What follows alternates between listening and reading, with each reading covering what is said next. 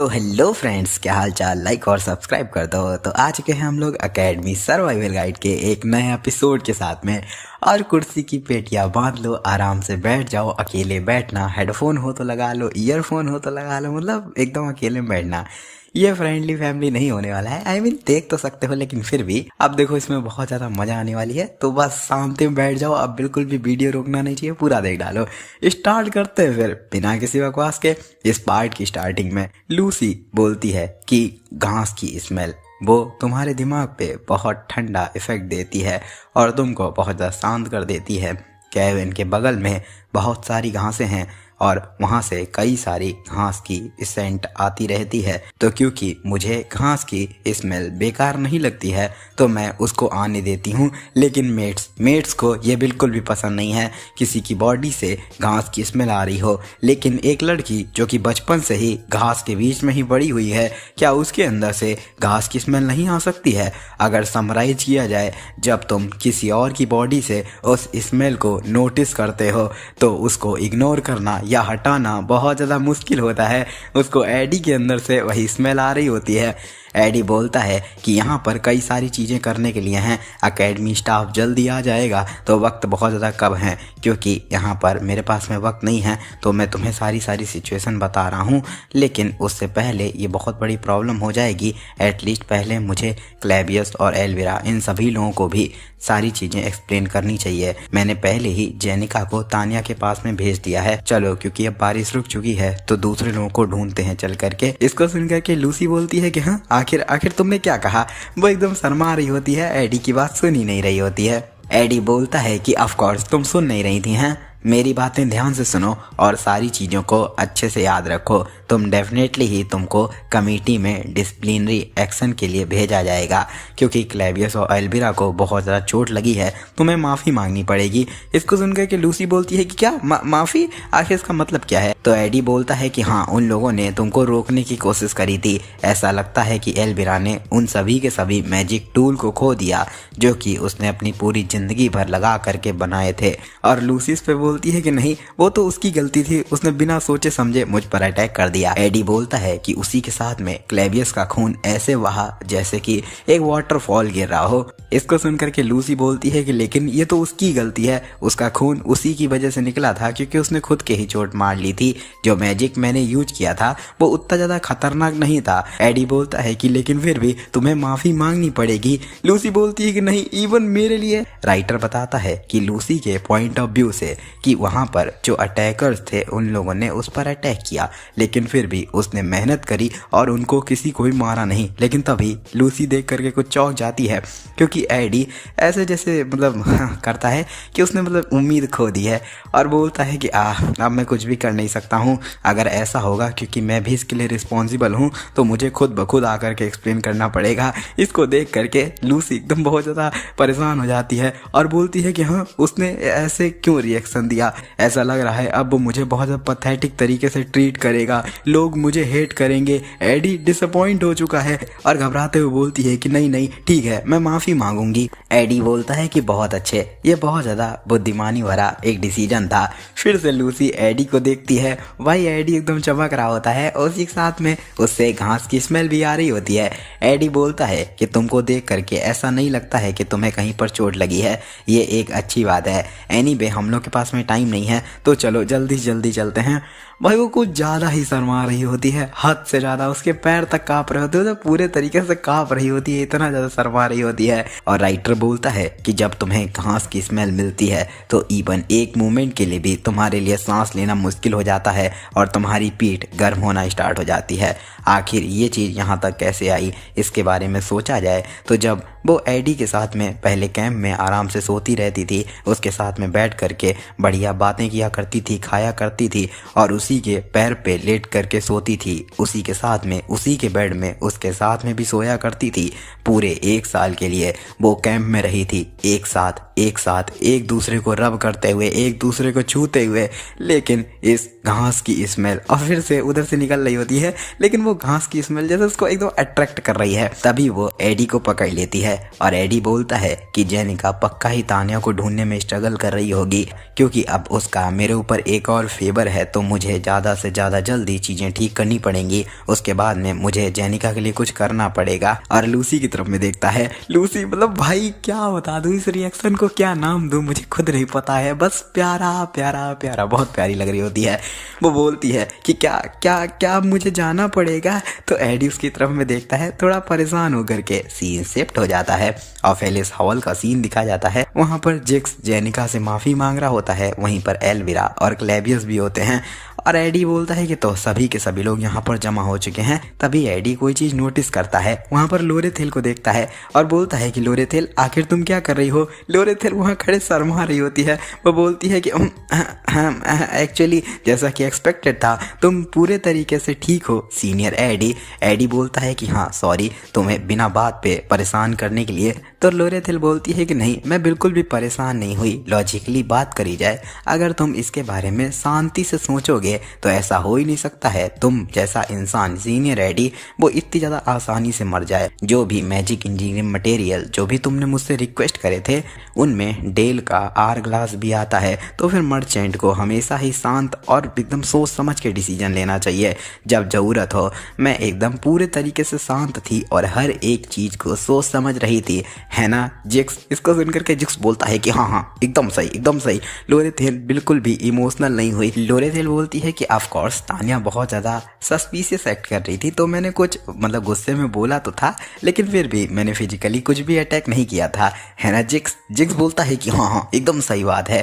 तभी लोरेथेल आकर के एडी को पकड़ लेती है और बोलती है कि यहाँ पर ऐसा हो ही नहीं सकता है कि सीनियर एडी तुम मारे जाओ। वेल तुम्हारा चेहरा देखने के बाद में अब मुझे बहुत ज़्यादा अच्छा लग रहा है। सच बताऊँ तो मेरे हिसाब से थोड़ी सी परेशानी आ गई थी और तुमको देखने के बाद में लग रहा है कि मैंने तुमको भी परेशान कर दिया एडी। तो एडी बोलता है कि हाँ। तो लोरेथेल बोलती है कि तो फिर अगर ऐसी बात है तो क्या ख्याल है तुम मुझे फ्री का लंच दो, यहाँ पर पहली बार तुमको इसके लिए पे तो करना ही पड़ेगा जो तुमने मुझे परेशान किया है ना। इस पे एडी बोलता है कि हाँ और लोरेथेल उसको पकड़ करके खींचने लगती है, फिर दोबारा से पहले के तरीके उठ जाती है और एज लाइक की किस होने वाली है क्या, लेकिन नहीं, तभी बहुत ज़्यादा चौंक जाती है। वहाँ पर बीच में लूसी आ जाती है और उसको धक्का दे देती है। लूसी बहुत ज़्यादा शर्मा रही होती है। लोरेथेल उसको देखते हुए बोलती है कि लूसी आखिर क्या हो गया। लूसी थोड़ा सा लड़खड़ा जाती है और वहाँ पर गिरने लगती है। तभी खुद को संभाल लेती है। वहाँ पर सभी लोग उसको अजीब तरीके से देखने लगते हैं और लोरेथेल अपने मन में बोलती है कि नो वे लूसी तुम भी। और तभी एडी लूसी के सर पे हाथ रखता है और बोलता है कि क्या हो गया लूसी।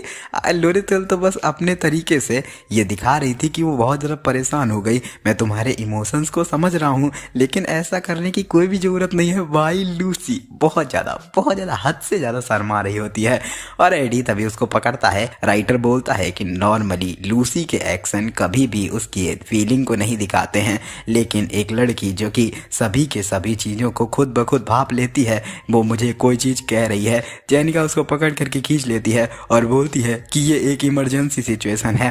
तभी लूसी उसको दूर कर देती है और वो तीनों के तीनों लोग एक दूसरे के खिलाफ एकदम गुस्से में खड़े हो जाते हैं। पीछे से जिक्स इसको देख करके मौज ले रहा होता है और बोलता है कि हो ये तो बड़ी अच्छी सिचुएशन है। तीनों के तीनों लोग एक दूसरे से बहुत ज़्यादा गुस्सा होते हैं। इसको देख करके जिक्स एकदम चमक रहा होता है। तभी कोई बोलता है कि हे, वहाँ पर एल्विरा बोलती है क्या हम लोग के पास में समय की कमी नहीं है। इसको सुनकर के एडी बोलता है कि हाँ एकेडमी स्टाफ जल्द ही आ जाएगा। मैंने ये डिसाइड किया, मैं ये छुपाऊंगा कि मैं सरवाइव कर गया और उन लोगों को ये रीजन छोटे में बता दिया। लूसी ने उसके बाद में क्लेबियस और एल्विरा से माफ़ी मांगी और हम लोगों ने ये डिसाइड किया हम लोग तान्या को ढूंढेंगे जो कि भाग गई है। जिक्स थोड़ा सा डिससेटिस्फाई लग रहा था, लेकिन उससे पहले कि वो दोनों लोग उठते हम लोगों ने एक दूसरे की स्टोरीज को मैच किया और एक ऐसी स्टोरी बनाई जो कि बिल्कुल सेम हो।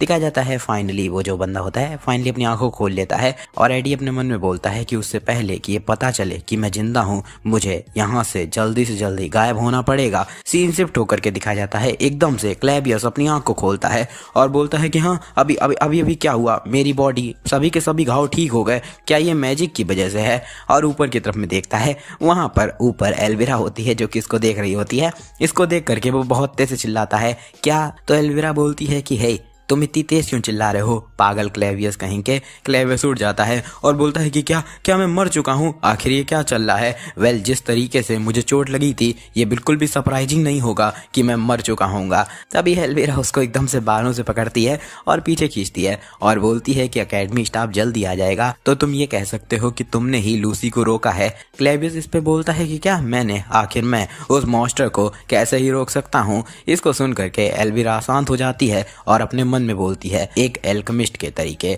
नई नई चीजें ढूंढना बहुत ज्यादा इंजॉयबल होता है।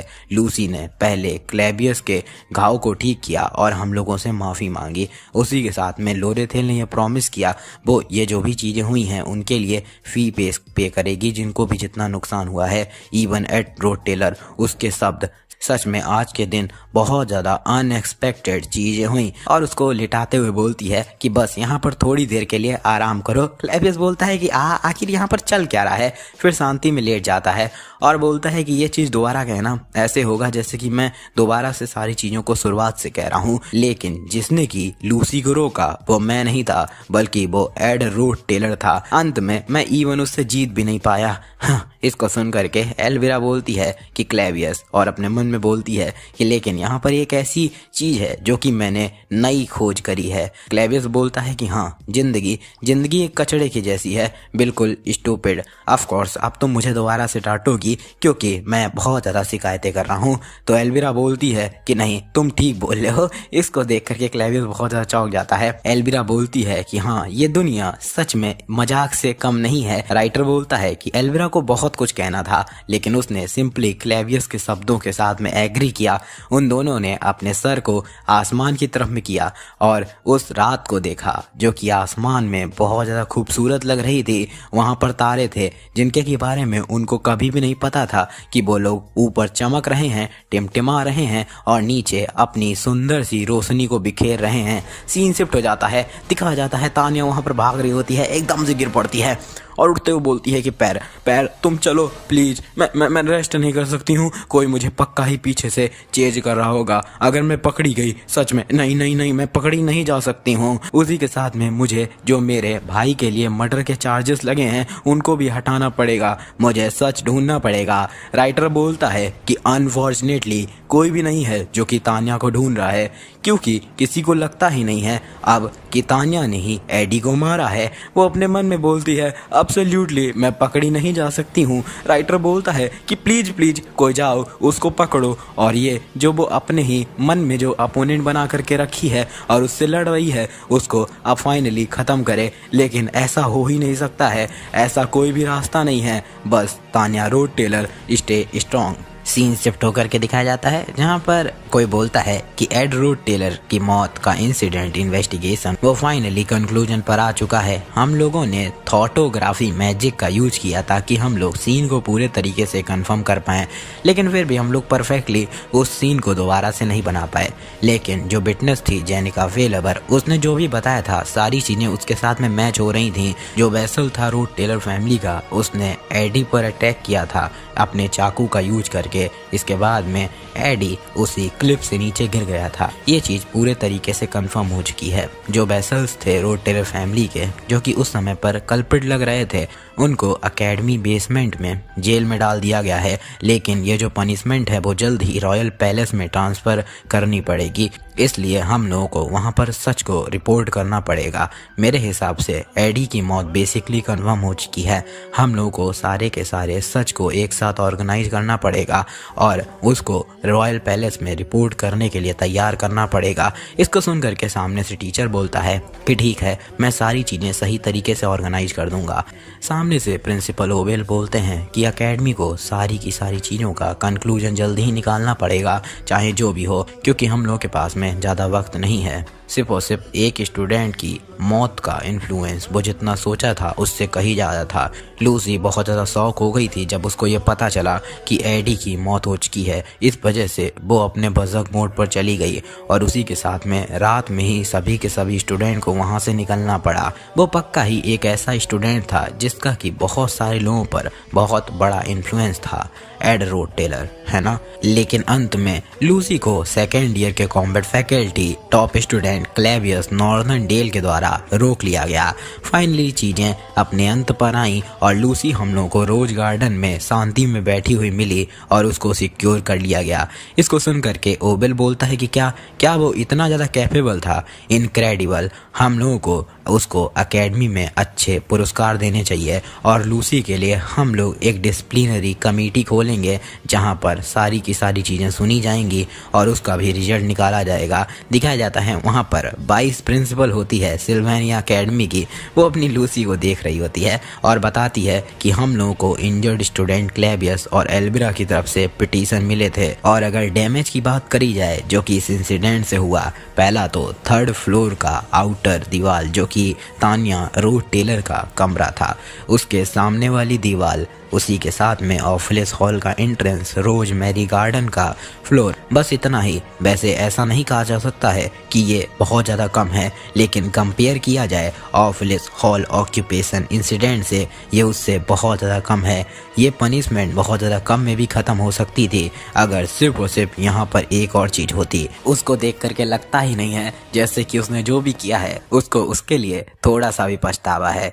दूसरे सभी एजुकेशनल फैसिलिटीज़, उसी के साथ में रॉयल फैमिली अभी सिल्वेनिया को सबसे ज़्यादा बेस्ट एजुकेशनल फैसिलिटी बुलाती है क्योंकि यहाँ पर एक सबसे ज़्यादा रेयर जीनियस का जन्म हुआ है और उसी के अलावा एकेडमी भी इसको अपने एडवर्टाइजमेंट के तरीके यूज करती है इसको एक्सपेल करना। ऐसा यहाँ पर मेरे पास में कोई भी ऑप्शन ही नहीं है और लूसी वहाँ पर बिल्कुल ध्यान ही नहीं दे रही होती है, बस अपना अंगहाई ले रही होती है। इसको देख करके वाइस प्रिंसिपल गुस्सा हो जाती है और अपने मन में बोलती है कि इवन मैं यहाँ पर सोच रही हूँ कि उसको कम से कम सजा दिलवाऊं, लेकिन ऐसा है ही नहीं। वो दिखा रही हो थोड़ा सा भी कि उसे बुरा लग रहा है। टॉप स्टूडेंट, सच में मुझे कुछ भी इसके बारे में समझ में नहीं आ रहा है और बोलती है तुम्हारी स्कॉलरशिप एलिजिबिलिटी वो हटाई जा रही है इस सेमेस्टर के लिए। उसके अलावा तुम्हें 10 दिन का सस्पेंशन मिलेगा, तुम 70 दिन के लिए एकेडमी की फैसिलिटीज का यूज नहीं कर पाओगी। उसी के साथ में तुम्हारे एग्जाम स्कोर भी 2 रैंक से गिरा दिए जाएंगे।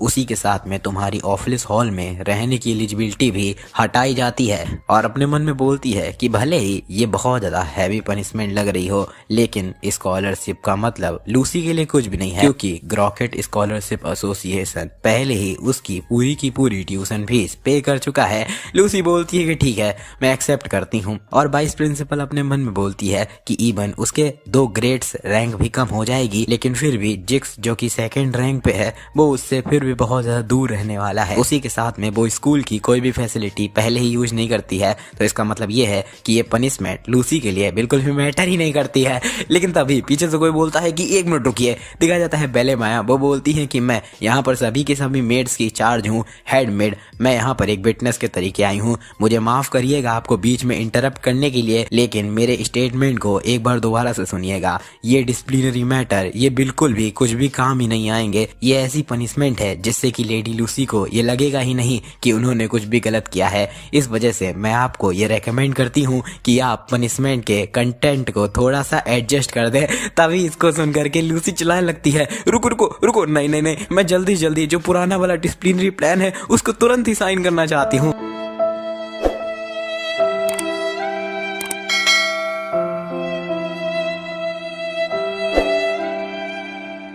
लेकिन तभी बेले माया आकर के उसको पकड़ लेती हैं और बोलती हैं कि लेडी लूसी को ऑफिस हॉल से बाहर निकालना वो बिल्कुल भी एक पनिशमेंट नहीं है, बल्कि वो एक रिवॉर्ड है। तो इस वजह से मैं आपसे रिक्वेस्ट करती हूँ कि आप प्रोबेशन पीरियड यानी कि कुछ दिनों के अंतराल के लिए लूसी के बाहर निकलने पर ही लिमिट लगा दें। लूसी बोलती है कि प्लीज प्लीज प्लीज मुझे वो जो सस्पेंड लेटर है वो जल्दी से जल्दी दे दो, प्लीज मुझे स्कूल से सस्पेंड कर दो, प्लीज सस्पेंड कर दो। बेले माया भी भाई गुस्से में बोलती हैं कि हम ऑफिस हॉल की सभी मेट्स अपना बेस्ट ट्राई करेंगे, 24 घंटे मॉनिटरिंग पर खड़े रहेंगे ताकि वो बिल्कुल भी बाहर ना निकल पाए। इसको सुन करके वाइस प्रेसिडेंट रेचल बोलती हैं तो फिर सीनियर मेट के ओपिनियन से हम लोग 30 दिन का एक प्रोबेशन पीरियड बना रहे हैं। इसको सुन करके बेले माया बोलती हैं थैंक यू मेरे ओपिनियन को मानने के लिए। और भाई लूसी एकदम भाई बहुत तेज चिल्लाने लगती है नहीं नहीं नहीं, मैं माफी मांगती हूँ, प्लीज मुझे सच में बहुत ज्यादा बुरा लग रहा है, प्लीज मुझे माफ कर दो, लेकिन बस ये मत करो।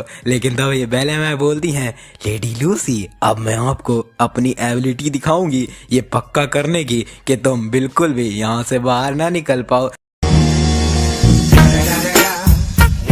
motherfucking Eagle Double G.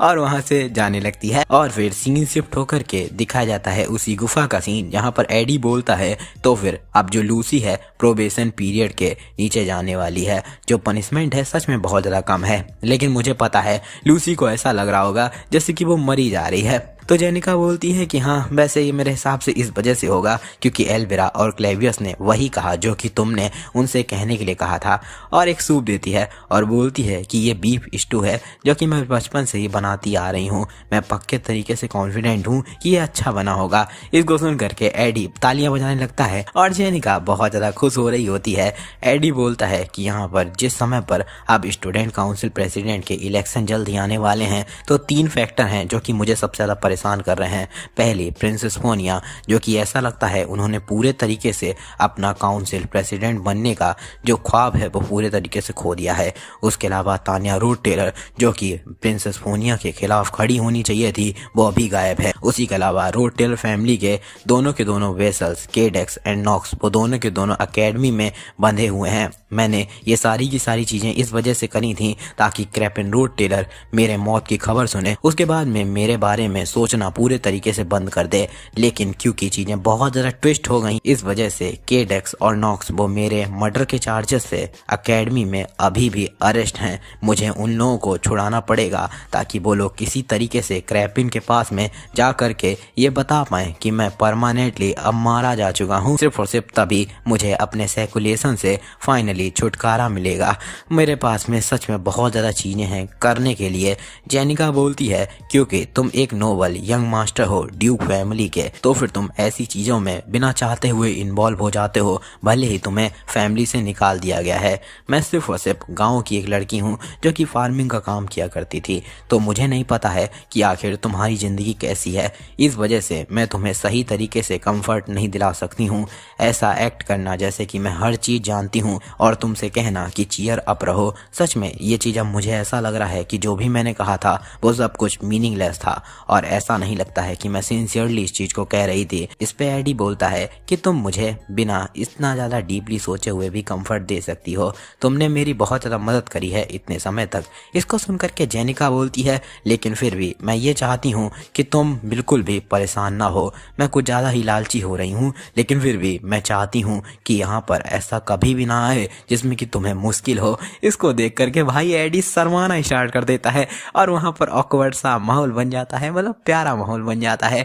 AD अपने मन में बोलता है कि जब भी अब मैं जेनिका के साथ अकेले होता हूँ तो एकदम से अचानक से शांति आ जाती है। ये ऑकवर्ड नहीं होता है लेकिन फिर भी ये बहुत ज़्यादा अजीब लगता है। एडी बोलता है थैंक यू सो मच जेनिका, तुम मेरे बारे में इतना ज़्यादा चिंता करती हो, कोई और इतना ज़्यादा नहीं सोचता है। इसको सुन करके जेनिका बोलती है कि ये कहने के बाद में अब मुझे शर्म आ रही है और बोलती है कि एनीवे अभी के लिए हम लोग के लिए मोस्ट इम्पॉर्टेंट थिंग ये है कि हम लोग तान्या को ढूंढें।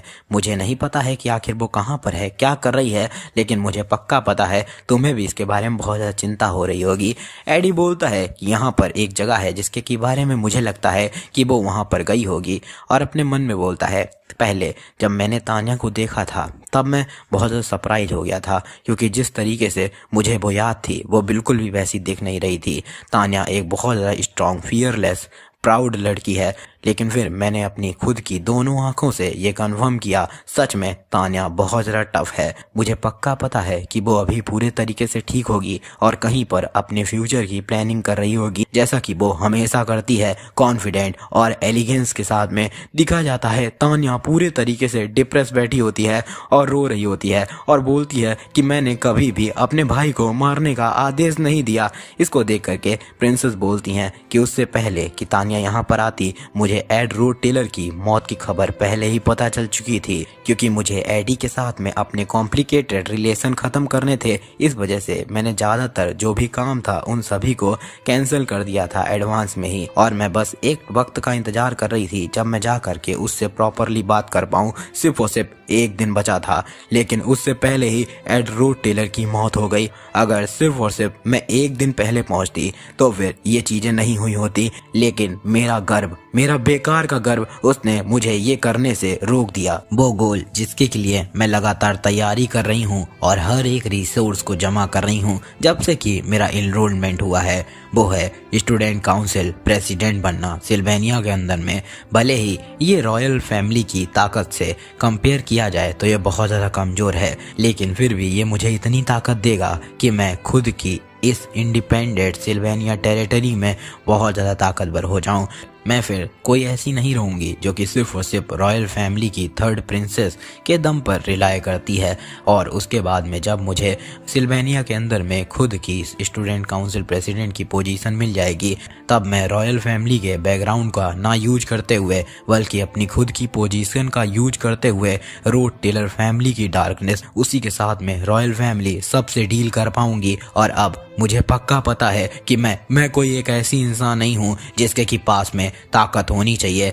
और रो रही होती है, तभी कोई बोलता है, प्रिंसेस क्या मैं अंदर आ सकता हूँ? इसको सुन करके प्रिंसेस बोलती है कि हाँ अंदर आ जाओ क्लियर। दिखाया जाता है उसका गार्ड आता है, उसी के साथ में तान्या भी आती है। इसको देख करके प्रिंसेस बोलती है, तान्या रोड टेलर, और अपने मन में बोलती है कि भले ही मुझे ये नहीं पता है कि एग्जैक्टली आखिर क्या हुआ, लेकिन फिर भी अकेडमी की प्राइमरी इन्वेस्टिगेशन के अनुसार यहाँ पर हाई पॉसिबिलिटी है एडी का असैसिनेशन रोड टेलर फैमिली के बेसल्स के द्वारा किया गया है। तो एडी जो कि अपनी फैमिली से निकाल दिया गया है, यही सिर्फ और सिर्फ एक अकेली इंसान है आर्केन आइलैंड पे जो कि रोड टेलर फैमिली से आती है। तान्या बोलती है, मुझे नहीं पता है प्रिंसेस कि आप मुझ पर भरोसा करेंगी या फिर नहीं, लेकिन मैंने अपने भाई को नहीं मारा है। और रो रही होती है, लेकिन तभी एकदम से प्रिंसेस उसको गले लगा लेती है और बोलती है कि तुमने बहुत ज़्यादा सफ़र किया तान्या रोड टेलर, और अपने मन में बोलती है कि मुझे अपनी गलतियों से सीखना पड़ेगा।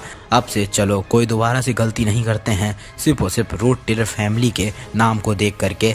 और बोलती है कि चलो अब अंदर आ जाओ और मुझे हर एक चीज़ बताओ जो भी अभी तक हुई है। और सीन शिफ्ट हो जाता है, दिखाया जाता है तान्या रो रही होती है। प्रिंसेस बोलती है, तान्या रोड टेलर मैंने तुम पर भरोसा करने का डिसाइड किया है, तो मैं तुम्हारी मदद करूंगी यहाँ पर छुपने में जब तक कि यहाँ की सारी सिचुएशन क्लियर नहीं हो जाती है।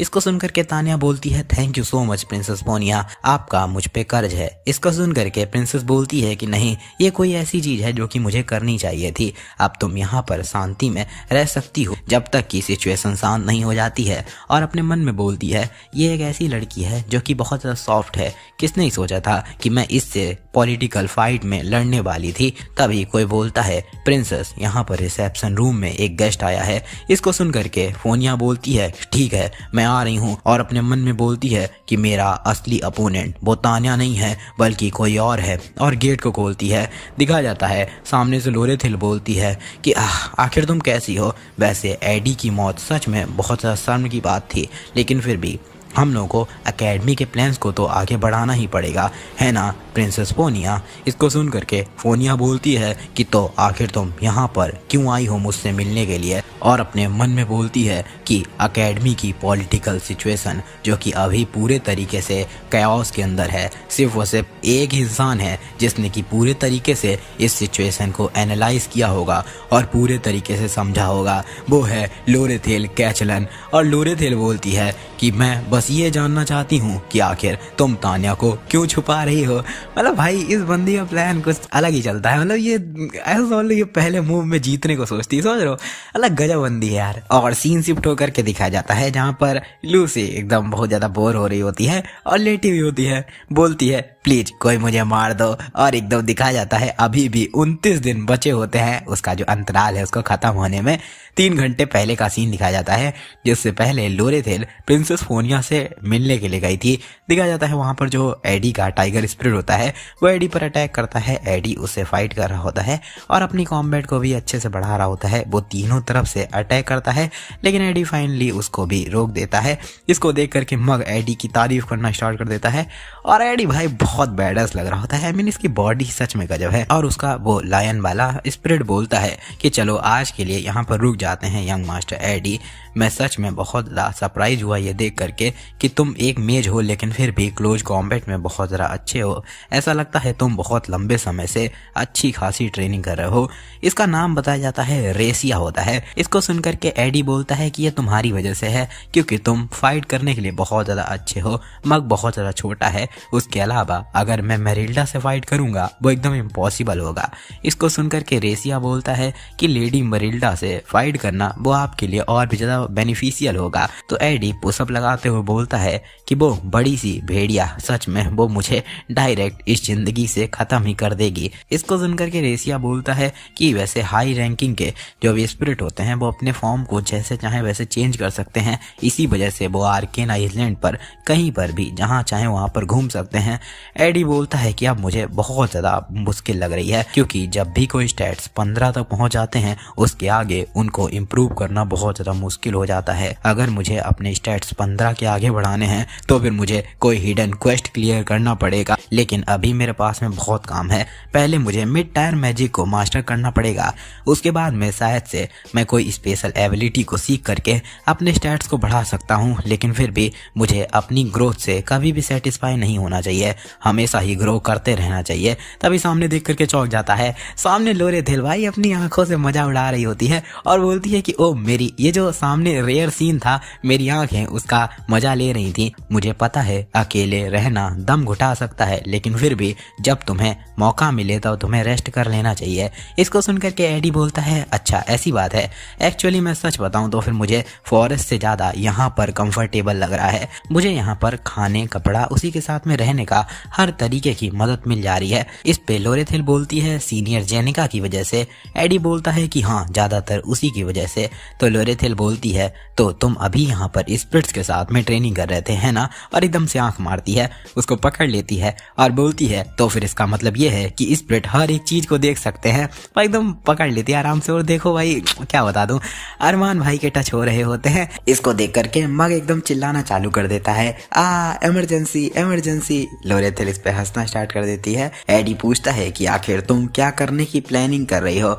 लोरेथिल उससे चिपकते हुए बोलती है कि मैं प्रिंसेस फोनिया से जल्दी मिलने वाली हूँ, क्योंकि मैंने एक तरीका ढूंढा है जिससे कि मैं इलेक्शन में बहुत सारे गोल्ड कॉइन्स कमा सकती हूँ। उससे पहले मैं तुम्हारे साथ में डील खत्म करना चाहती हूँ सीनियर। उन दोनों नाइट्स को छुड़ाना, केडक्स और नॉक्स को, वह बहुत ज़्यादा आसान है, लेकिन ये चीज़ फ्री नहीं होगी, तो इस वजह से मैं एक एडवांस पेमेंट चाहती हूँ। तो इसको सुनकर के एडी बोलता है कि क्या एक एडवांस पेमेंट? तो लोरेथिल एकदम प्यारे तरीके से बोलती है क्या तुम मुझे हक दोगे? को सुन करके एडी बहुत ज़्यादा चौंक जाता है, फिर शांत हो जाता है और उसकी तरफ हाथ बढ़ाता है और उसको पकड़ के एकदम चिपका लेता है। इससे वो बहुत ज़्यादा शर्मा जाती है और एडी को दूर करती है और बोलती है रुको 1 सेकंड रुको सीनियर, और दूर कर देती है और चिल्लाती है सीनियर। एडी बोलता है कि क्या हो गया, आखिर तुम क्या कर रही हो? इसको सुनकर के लोरेथिल बोलती है तुम जानते हो ना अटैक और डिफेंस दोनों अलग चीजें हैं। मैं भी थोड़ी सी नर्वस हूँ, ये बहुत ज़्यादा अलग लग रहा है जैसा कि मैंने यहाँ पर आने से पहले इमेजिन किया था। आखिर तुम अपने कपड़े क्यों नहीं पहने हुए हो? मैं इस सिचुएशन को अंदर से अपने आप हैंडल करने की कोशिश कर रही हूँ अपने तरीके से। तुम्हें इस चीज़ को कंसिडर करना चाहिए और पूरे तरीके से मेरी रिस्पेक्ट करनी चाहिए। एडी बोलता है कि मैं बस वही कर रहा हूँ जो कि तुमने मुझसे कहा है।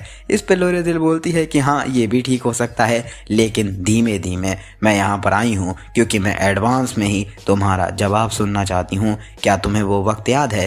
पहले का सीन दिखाया जाता है जहाँ पर लोरेथिल ने कहा था कि एक दिन आएगा, उस दिन तुम एटलीस्ट मेरी साइड लेना। इसको सुनकर के एडी बोलता है तुम कुछ फिर से प्लानिंग कर रही हो है ना? इस पे लोरेथिल बोलती है कि मेरे हिसाब से इससे मेरे कई सारे दुश्मन बन जाएंगे, इवन भले ही मैं पूरी एकेडमी को अपने खिलाफ कर लूँ। एटलीस्ट मैं आशा करती हूँ तुम हमेशा ही मेरी साइड रहोगे सीनियर।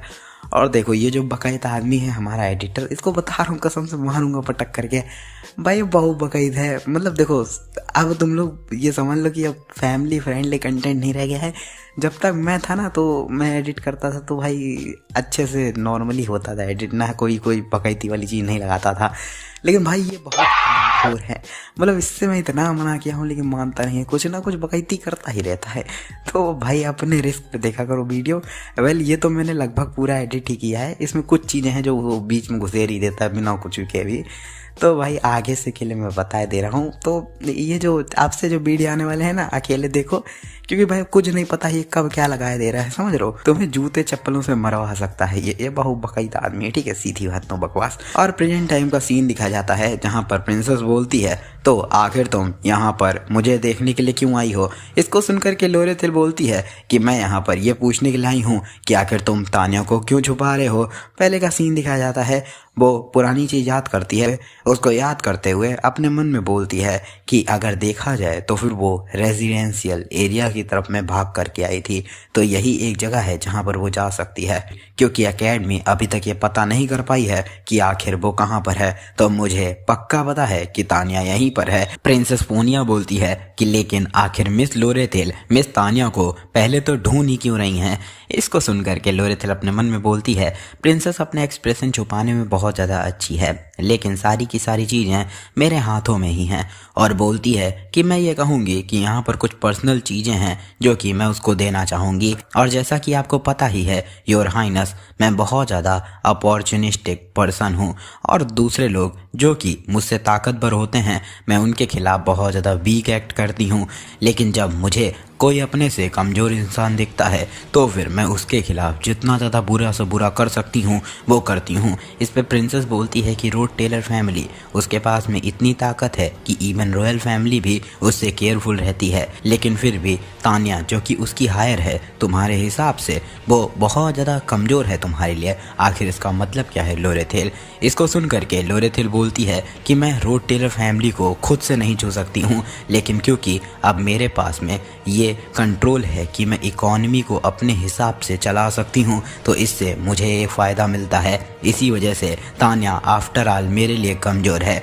अगर प्रिंसेस फोनिया वो पूरे तरीके से उसको सपोर्ट करेंगी तो फिर उसको पकड़ना बहुत ज़्यादा मुश्किल हो सकता है। ऑफ कोर्स मैंने इस चीज़ को भी पहले से ही एक्सपेक्ट करके रखा है, इस वजह से मैंने खुद का एक तरीका बना लिया है। अब मैं खुद ब खुद स्टूडेंट काउंसिल प्रेसिडेंट इलेक्शन में खड़ी होंगी, और अगर तब मैं जा करके जब स्टूडेंट काउंसिल प्रेसिडेंट या फिर ट्रेड एसोसिएशन के हेड के तरीके उसको बुलाऊंगी तो फिर मिस तान्या मेरे हिसाब से वो खुद ब खुद मुझसे मिलना चाहेंगी। क्या तुम्हें ऐसा नहीं लगता है? स्पेशली अगर मैं अपनी ताकत का यूज करूंगी तो उसको आना ही पड़ेगा। वेल वो यहाँ पर लगातार छुपी तो रह नहीं सकती है हमेशा के लिए, और वहाँ से चली जाती है। और प्रिंसेस बोलती है कि रोड टेलर फैमिली के जो रिटेनर्स हैं ऐसा लगता है कि वो पकड़ लिए गए हैं, तो अभी आर्केन आइलैंड के हर एक रास्ते पर लोरेथिल का कंट्रोल है। लोरेथिल कैचलन के लिए एडी एक बहुत ज़्यादा इंपॉर्टेंट इंसान है, तो फिर अभी के एविडेंसेस को देख करके वो तान्या को ही कल्प्रिट मानती होगी। ये ऐसी सिचुएशन है जो कि अभी हम लोग के फेवर में नहीं है। इसको सुन करके तान्या बोलती है, थैंक यू प्रिंसेस फोनिया सारी की सारी चीज़ें मुझे बताने के लिए। प्रिंसेस बोलती है, ऐसा लगता है कि अब मेरे पास में सिर्फ और सिर्फ एक ही ऑप्शन है मिस तान्या, आपसे डायरेक्टली पूछने का।